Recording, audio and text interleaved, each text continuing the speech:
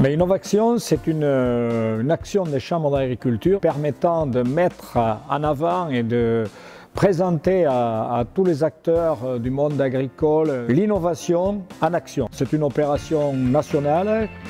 Pendant un mois, les chambres d'agriculture vont animer des journées comme celle-ci qui sont proposées aux agriculteurs et, je le répète, à tous les acteurs du développement pour leur faire prendre conscience que dans le milieu agricole et dans le milieu rural, il y a des agriculteurs chercheurs qui mettent des actions en avant, des actions innovantes. Nos techniciens, nos ingénieurs travaillent avec des agriculteurs, les conseillent sur certains points et c'est là que le binôme fonctionne. Il faut savoir que l'agriculture, c'est peut-être le secteur qui a le plus évolué ces 10 dernières, c'est pas les 10 dernières, ces 50 dernières années.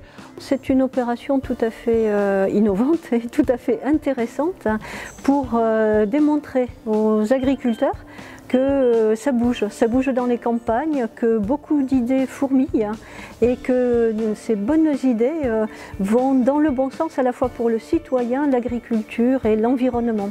Donc nous sommes présents pour saluer cet effort qui est fait par l'ensemble des chambres d'agriculture et qui correspond bien aux ambitions du ministère de l'Agriculture et de l'Alimentation.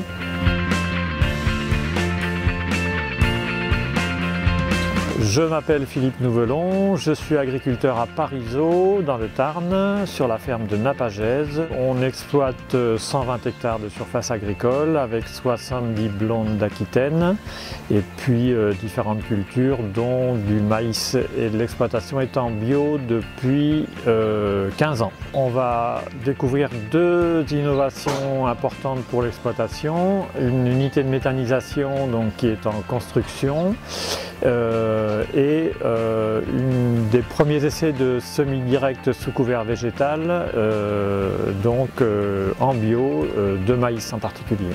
La méthanisation, c'est un projet de méthanisation qui n'est pas tout à fait classique parce que le process qui est mis en place par l'entreprise Arcolia est novateur. Donc c'est un prototype que nous installons en partenariat avec ces entreprises. Si on veut que notre milieu globalement avance, il faut que les gens qui innovent communiquent sur leur travail, quoi.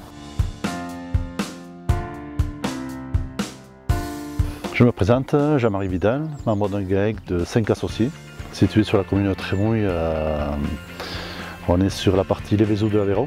Nous possédons 930 brebis laitières en agriculture biologique depuis 1997. On innove pas mal, quoi. Chaque fois on cherche, que ce soit au niveau alimentation des brebis, par rapport à la lutte des brebis, etc. Et c'est vrai que céréales, c'est la première fois qu'on faisait ce semis direct. Mais le prochain essai qu'on va faire sur les céréales, c'est de faire des semis à la volée, quoi. Je m'appelle Olivier Duterte, je m'occupe d'un verger de 70 hectares de pommiers sur la commune de Asque dans le Tarn-et-Garonne. Dans mon verger aujourd'hui, au niveau innovation, il y a plusieurs choses dont on va parler, à savoir les filets halte carpo, la mise en place d'un verger bio, un système d'irrigation enterré sur une parcelle récemment plantée et également la mise en place d'un verger avec des bâches anti-pluie. La technique halte carpo a été mise en place depuis 7 ans sur mon verger. Elle correspond à une technique qui a été développée dans le sud-est de la France par un technicien de la Chambre d'agriculture du Vaucluse qui s'appelle Guillaume Sévrac, qui avait observé qu'avec des filets paragrèles qui étaient fermés sur le végétal, qui enveloppaient la végétation, on limitait le développement du carpocaps, ce que vous appelez couramment le ver de la pomme.